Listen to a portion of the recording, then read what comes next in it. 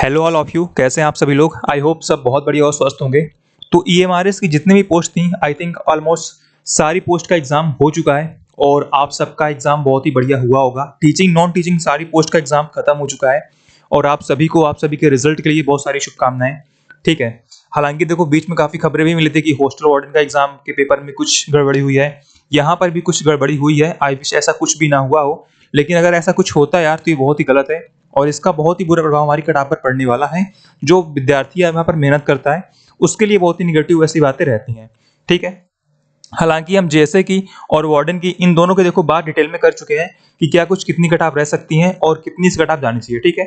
लेकिन यहाँ पर क्या आप में से ऐसे बहुत सारे लोग हैं जो एक से अधिक पोस्ट के लिए एग्जाम में अपीयर हुए थे, तो इसीलिए मुझे लगा कि मतलब इन दोनों का फिर से एनालिसिस करने से बेहतर है कि हम जितनी भी नॉन टीचिंग पोस्ट हैं इन सारी पोस्ट का कटाफ जो एक्सपेक्टेड कटाफ है एक ही वीडियो में बात कर लेते हैं। ठीक है।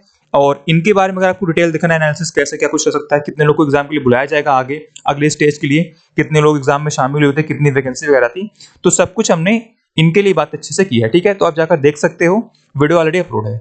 और इनका एग्जाम देखो अभी हाल फिलहाल में हुआ था, तो मुझे लगा कि इनका एनालिसिस करने से बेहतर है कि हम सभी की बात एक साथ कर लेते हैं ताकि जो एक से अधिक एग्जाम में अपीयर हुए हैं उनको बार बार भटकना ना पड़े। बाकी आप वीडियो में क्लिक करना तो आपको सभी के लिए सेपरेट टाइम मिल जाएगा कि कौन सी वीडियो कहाँ से स्टार्ट है। ठीक है। तो अगर देखो, सबसे पहले हम बात करते हैं आपका जेएसए पोस्ट के लिए। तो ये देखो, मैंने आपको बताई थी कट ऑफ इसके आसपास कुछ रह सकती है। ठीक है। और +-2 आपको पता है कि इसमें वेरिएशन रहेगा ही रहेगा। ठीक है। एकदम एग्जैक्ट आप यहाँ पर मान नहीं चलना है, +-2। और आपको एक बात ध्यान रखना है कि आपका कट ऑफ देखो मिनिमम है, क्योंकि आपका एग्जाम का लेवल जो था मैथ, रीजनिंग और कंप्यूटर और हिंदी इंग्लिश थोड़ा सा आप मतलब डुएबल था एक हिसाब से। बाकी जीके काफी कठिन था और जीके ही समझ लो आपका कट ऑफ पूरी बैलेंस करेगा। अगर जीके भी डुएबल होता पूरे 30 में से कम 20-22 क्वेश्चन, तो कट ऑफ समझ लो आसमान छूते। लेकिन जीके ने कट ऑफ को एक हिसाब से समझ लो मतलब रोक देगा, तो इसके आसपास कट ऑफ जा सकती है। ठीक है। लगभग सारी पोस्ट के लिए यूआर 88 से 90 तक जिसके भी देखो इसके आसपास है, टाइपिंग कर लेना मेरे भाई, क्योंकि आप सभी को पता है कि एग्जाम में बहुत कम लोग शामिल हुए थे और क्या कुछ रह सकता है, एकदम अनएक्सपेक्टेड रहने वाला है। वैकेंसी पहली बार आई है तो कट ऑफ कम रहेगी ज्यादा रहेगी, इसके चक्कर में मत पड़ना। ठीक है। अगर इसके आसपास आपके स्कोर हैं तो तैयारी कर लेना। ठीक है। किसी को कट ऑफ कम और किसी को ज्यादा लग सकती है, लेकिन कट ऑफ इसी के आसपास रहेगी और +-2 का आपका वेरिएशन तो रहेगा ही रहेगा। ठीक है। हालांकि लास्ट वीडियो मैंने ये कट ऑफ थोड़ी सी एक नंबर देखो यहाँ पर मैंने ऐड किया है, यहाँ भी एक नंबर ऐड किया है। बाकी आपको पता है +-2 मैंने बोला था तो रह सकता है। ठीक है। तो ये आप देख सकते हो एक सर्विसमैन का SC ST OBC WS UR का ये कट ऑफ रह सकता है, आप इसका स्क्रीनशॉट ले सकते हो। अगर हम बात करते हैं आगे वार्डन के लिए, तो ये मेल की है। ठीक है। इसके आसपास जिसके भी रहेंगे, देखो हालांकि यहाँ पर खबरें ऐसे मिली थी कि ये एग्जाम का पेपर लीक हो गया था एग्जाम से पहले। अगर ऐसा कुछ नहीं हुआ होगा तो कट ऑफ इसी के आसपास रहेगी। बहुत आएगा आपका वेरिएशन, +-2 नंबर का आएगा बस केवल। ठीक है। इससे अधिक आपका वेरिएशन नहीं आएगा। लेकिन अगर जो बातें लीक वगैरह की हो रही है, अगर ऐसा वास्तव में हुआ होगा तो फिर आपको पता है सिंगल एग्जाम है, इसके अलावा इसमें कुछ है नहीं, तो कट ऑफ थोड़ी सी ऊपर जा सकती है। लेकिन जो आपका 2 सब्जेक्ट आपके अलग से थे, ठीक है, एक था पोक्सो और एक आपका डबल ए था। ठीक है। इन दोनों ने कहीं ना कहीं आपकी कट ऑफ को काफी बैलेंस किया है और इन्हीं दोनों की वजह से ही आपकी जो कट ऑफ है थोड़ी सी बैलेंस रहेगी। बाकी यार इसमें जो रीजनिंग वगैरह था सब कुछ डुएबल था, रीजनिंग था, कंप्यूटर था, सब कुछ डुएबल था, तो इसकी वजह से थोड़ा सा पेपर आपका इजी हो जाता है। लेकिन जो आपके 2 सब्जेक्ट थे उन्होंने थोड़ा सा इसको बैलेंस किया है। एक्स सर्विसमैन कट ऑफ यार मुझे जहां तक लगता है इससे भी कम रह सकती है, क्योंकि एक्स सर्विसमैन बहुत ही कम इसमें आई थिंक अपीयर हुए होंगे। बाकी ठीक है। तो इसके आसपास जिसके भी हैं आप रिजल्ट का वेट करिए। आई होप आई विश आपका सिलेक्शन हो जाए, सभी लोग का हो जाए। ठीक है। अगर हम देखो फीमेल की बात करते हैं, ठीक है, तो फीमेल थोड़ी सी कम इसमें अपीयर हुई थी। बाकी फॉर्म दोनों का आई थिंक बराबर पड़ा होगा, लेकिन एग्जाम में थोड़े कम लोग अपीयर हुए थे। तो इसके आसपास जिसके बने, अगर एग्जाम में एकदम फ्रेश हुआ होगा, कोई भी दिक्कत नहीं होगी, तो जिसके भी इसके आसपास आप +-2 कर सकते हो वेरिएशन, जिसके इसके आसपास होंगे आई होप कि उसका सिलेक्शन हो जाएगा। बाकी इससे जिसके कम भी हो आई विश उसका सिलेक्शन हो जाए, लेकिन आपको पता है कि हमारे चाहने से कुछ नहीं होगा। जो कुछ होगा वो एग्जाम के बेस पे होगा। ठीक है। लोगों ने कितना क्वेश्चन किया है और कैसे किसकी परफॉर्मेंस रही है, तो अभी देखो, अभी हालांकि आपकी फाइनल आंसर की नहीं आई है। जब आपकी फाइनल आंसर की आएगी तो आपको आपके एग्जैक्ट नंबर मालूम चलेंगे।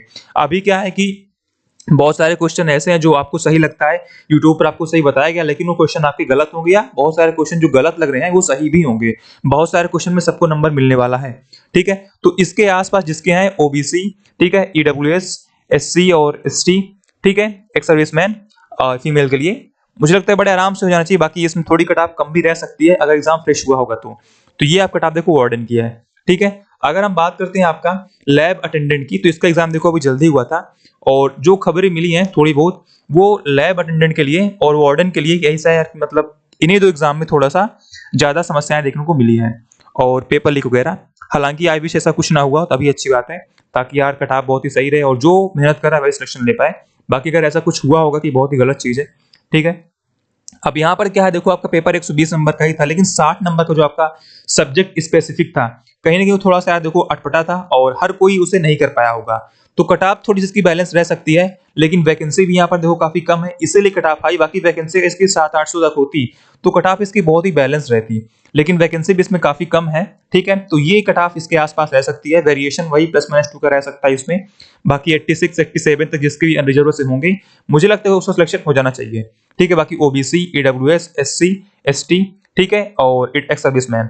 बाकी इससे जिसके 4-5 नंबर कम भी हैं, अभी फाइनल आंसर की आने दो, ठीक है। आपके नंबर भी बढ़े घटेंगे, बढ़ेंगे भी, घट भी देख सकते हैं, बढ़ भी सकते हैं, वो डिपेंड है कि आपको वहां पर यूट्यूब पे कैसे बताया गया और क्वेश्चंस कैसे थे।